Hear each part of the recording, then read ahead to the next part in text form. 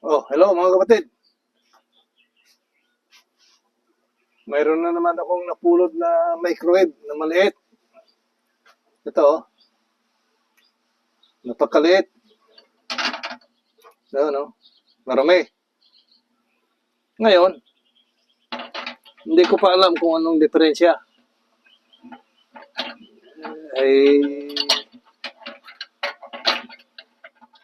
hanapin ko pa kung anong diferensya niyan. Ngayon,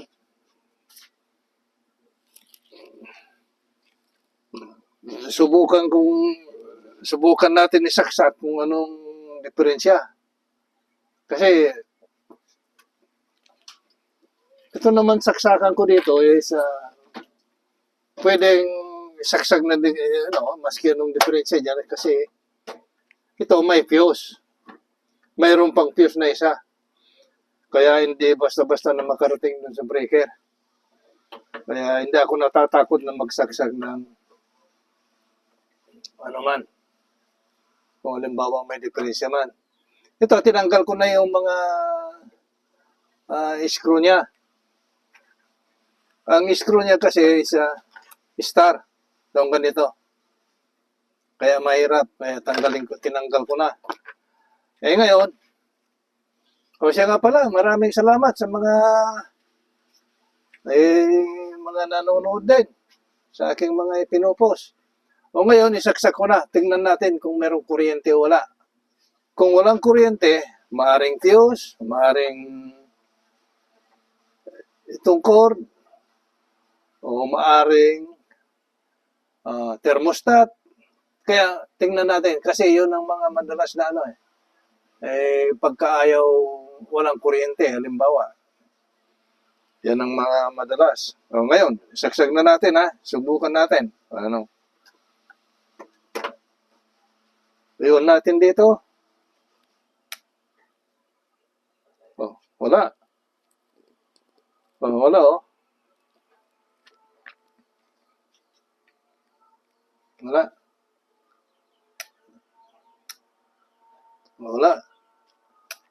Oh, yun ang sabi ko na maaring fuse, maaring thermostat, o maari yung cord. Ngayon, bubuksan natin. Kasi ipapakita ko na lang kung paano ang pag-test pagka nabuksan ko. I-focus natin muna kasi napakahaba yung natin. I-record natin pagka ganyan. O ngayon, itest na natin kung bakit walang kuryente. Ang itetest natin ay ito. Ito sa cord, ito sa fuse, yung fuse niya nandyan. Ang connection nitong cord, ito, yung supply ito, dito. Tapos ito, yung sa thermostat.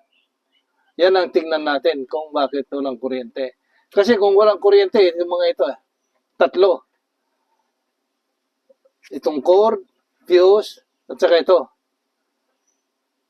Wala pa tayong pakialam dito dahil hindi pa natin alam kung anong talagang diferensya niya dahil bakit walang kuryente. Ito. Ngayon, itest natin. Dito, makita nyo ba ito? Itong tester. O, yan ikakabit ko dito yan, isa. Tapos, sundutin ko rito kung alin ang niya. Kung buo ito, itong buo yung cord, hindi. O, yun, Yung banda rito, mayroon. Yan. Punta tayo sa kabila. Kung buo ito, kung may reading na naman, yun, may reading. Kung UL, yan ang open line. Yan ang may diferensya, may naputol. Yun. Ibig sabihin, ayos na to. Ngayon, punta tayo doon sa fuse. Baka pumutok yung fuse.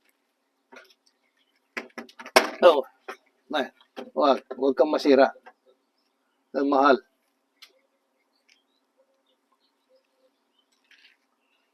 Ito yung fuse, andyan.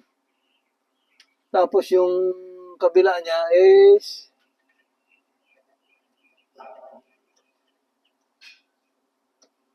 ayun, buo. Buo yung fuse. Ibig sabihin, core, fuse, isa na lang ang suspetsa natin ito sa thermostat. Kung bakit walang kuryente. Ngayon, testingin din natin. Hindi gumalaw, di ba? Ayun, wala. Maaring yan ang diferensya niya. Yan. Yan. Kaya ngayon, palitan natin ito, tingnan natin kung meron tayong makuha, palitan natin to. Pagka napalitan natin to, malaman natin kung may kuryente. Kung wala, saka tayo di pupunta dito. Dito sa... Kasi dito,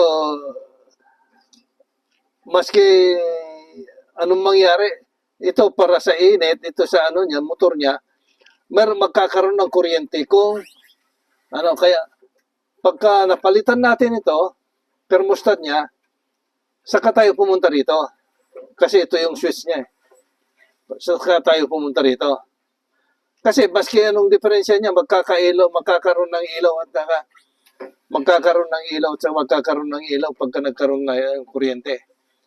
Ngayon, i-post natin para maghanap ako ng yung para sa thermostat. Tingnan natin kung